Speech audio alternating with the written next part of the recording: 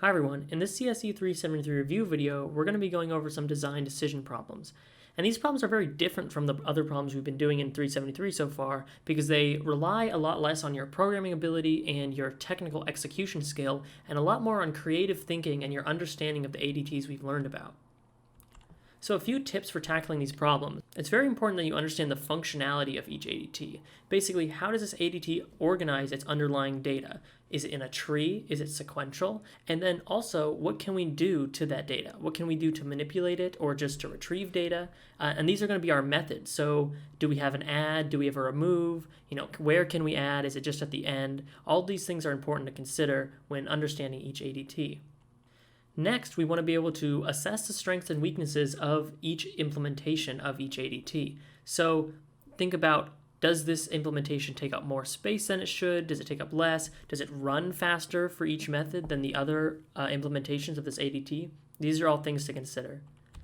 Next, you want to identify important elements of the question. So what do we want to optimize? Maybe in a question we want to make sure that we're taking up as little space as possible and we don't even care about runtime. Or maybe we really care about runtime and we want to make sure that each method goes as fast as possible. Also, what organization of data is best for what we want? Does the nature of the problem require us to sort our data? Those kind of things are important to think about as well. Lastly, there are many possible correct answers for these problems. It's not like there's one right answer and one wrong answer. As long as you can provide a reasonable justification, anything you say can be correct. Well, maybe not anything you say, but anything within reason. Here's just a little review of the ADTs we've learned about so far. So we have the list, queue, stack, map, and priority queue. All right, now let's look at some data structures that we've used to implement these ADTs. So for stacks and queues, we remember that we both have array and linked implementations.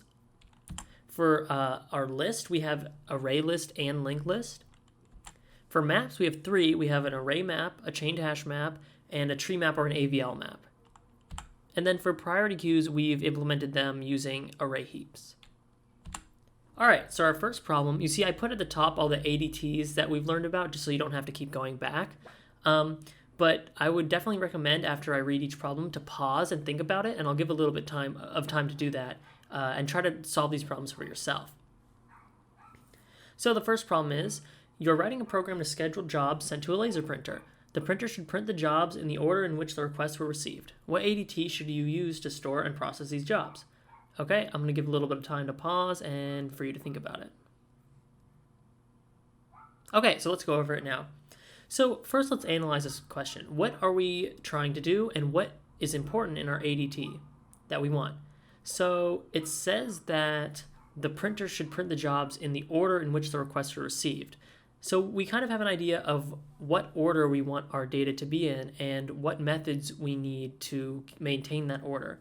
So if we remember, stack and queues both have very specific orders that they contain. So a queue, for example, is first in, first out, where the first element added is going to be the first element removed. And a stack is first in, last out. So you can think of it as kind of a stack of plates or a stack of books or whatever.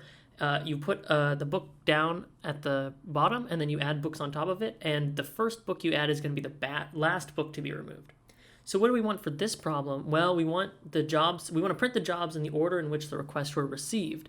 So that sounds like we want first in, first out, which is going to be our queue. So the benefits of the queue are that, number one, it has that ordering that we want, first in, first out. The operations are fast, adding and removing is only O of 1, and they're relatively easy to implement, which is always a bonus. Now, there are two more options here that I think are valid. You could have a priority queue that is sorted by the time the job is received, and then you can just remove min on the earliest job. The only issue with this is that it's slower operations on average. You have to percolate and you have to maintain the heap and you have to build the heap. So this kind of makes it slower to do just, the adding and removing that we want. And a list as well, I think, is valid, where you could just kind of insert jobs at the back and delete jobs at the front. And this would kind of mimic our queue. However, this is like extra functionality that we don't need. We can just use a queue. And this might be also harder to implement, so we should always think about that as well. All right, next problem here. So You are writing a program to manage the movies you've seen and their ratings. You want to be able to get a rating given a certain movie title. You also want to be able to add new movies as well as update the ratings of movies added previously. Which ADT would you use? So I'm going to give you guys a second to think about it. Okay, so what's important in this problem? It says that we want to store two objects together. We want to store a movie rating and a movie title. So this sounds to us like a map, where our keys are movies and our values are ratings. All right, next problem. So you are writing a program to keep track of your debit card transaction history. For whatever reason, you also want to be able to go back and remove or reorder certain transactions. Which ADT would you use to do this? So again, I'm going to give you a second. Feel free to pause here. Okay, so in this problem, it's important that we can remove and reorder certain transactions at any point in the data structure. We also want to keep track of a history, which means we probably want some kind of sequential storage. So to me, I think a list would work best for this. It's ordered. You can also get transactions by the index, so in the middle, and that's relatively quick, especially if you're using an array list. Also, you can remove and insert in the middle pretty easy. Like I said, you can get to that index really fast and kind of move elements around. I think that also a map would work, where your key is the order, so like 1, 2, 3, 4, 5, and your value is the transaction. However, you're kind of just re-implementing a list using a map, so it's definitely less intuitive. And then again, maps aren't stored in any order, so it's a lot harder to kind of traverse in an order and maintain the order of your transactions. All right, so this problem's a little different. Instead of talking about ADTs we want to choose from, for this we want to choose which list implementation is the best, array list or linked list. So the problem reads, you are now a proud owner of a music streaming service. You want to use the list ADT to manage your user's music playlist. Since user experience is very important to you, you want to avoid any inconsistent slowdowns when users add music to their playlist. Which list implementation would you use? So again, feel free to pause here. Okay, so I think the most important part of this question is saying that we want to avoid any inconsistent slowdowns when we add music. And we know that the main difference between array list and linked list is that array lists have to resize. So if we have to resize during certain adds, that's going to cause this kind of inconsistent slowdown that we want to avoid. So my personal opinion is that we should use a linked list because we have no resizing, and so we have consistent adds every time. However, if we want to retrieve songs maybe in the middle of the playlist, it's going to be pretty slow compared to an array list. The array list has you can access specific indexes, so that's faster. However, you have to resize, and the question makes it pretty clear that we really want to avoid this kind of inconsistent slowdown when adding music.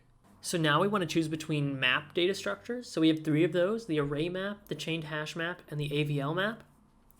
The question reads, you are writing a program to store and access the number of COVID-19 cases per county in Washington.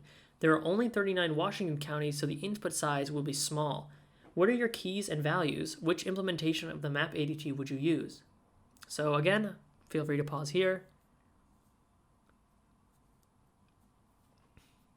Okay, so let's think about our keys and values first. It says that we want to be able to store and access the number of cases per county. So it seems like our counties will be our keys and our cases will be the values. So we can put a county in and then retrieve the number of cases.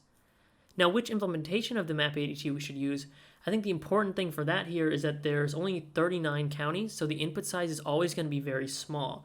And when the input size is small, we don't really care about runtime, and we care much more about space. So I think we would want to use an array map, because if you recall, an array map, there's no wasted space. Every new element is just added to the end. Individual runtimes like get and put are going to be worse compared to, or sorry, not put, but get and like contains and stuff like that are going to be worse compared to the chain hash map, but that's going to have little effect because our input is so small. And we don't need to worry about our keys being hashable or comparable for chain hash map or AVL map. We can just put it right in that array map. And I think the most important thing here, again, I want to emphasize is just there's no wasted space. For the chain hash map, on the other hand, there will be wasted space because not every spot is going to be filled. You do have faster operations on average, but again, it doesn't really matter because there's only 30 counties, or 39 inputs. And it also, as you guys know, chain hash map is a lot more complicated to implement than an array map. All right, so last question. It's also a map data structures question. You are writing a dictionary that will be shared by many users, i.e. multiple users will be able to insert their own key and value pairs. Your manager firmly believes in posting your code publicly despite knowing that your company's competitors are likely to create dummy accounts and try to interfere with your code's performance. So which ADT should we, which implementation should we use here? So yeah, feel free to pause.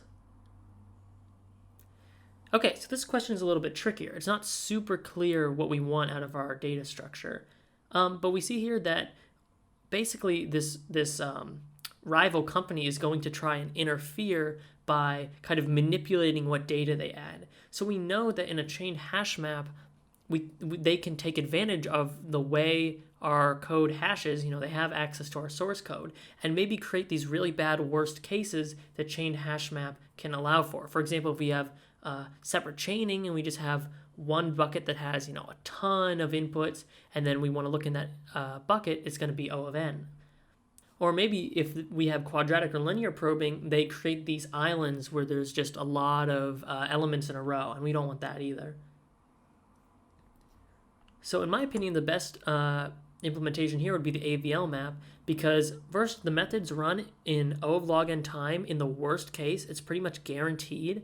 So we have that kind of security because the tree maintains its balance. They can never create buckets with, super long chains where it's O of n. At worst, they'll have to traverse the height of the tree, which would only be log n. And also they can't purposely cause hashing collisions because there is no hashing. So that helps us out a lot. You could also use an array map, which is resistant to sabotage, but it's just going to cause slower operations in general. They would have to traverse the whole array map, even though there's none of this hashing manipulation. And that's going to be it for design decision problems. There's a lot more practice you can do for these on our handouts and our lectures and homeworks and stuff like that. So feel free to go through those if you don't fully understand kind of how to do these. But I think that these design decision problems are really important, probably the most important thing you could take from 373, and are highly applicable to job interviews and stuff like that. So keep in mind that this is good to know, and make sure you practice up on these design decision problems. Thanks, everyone.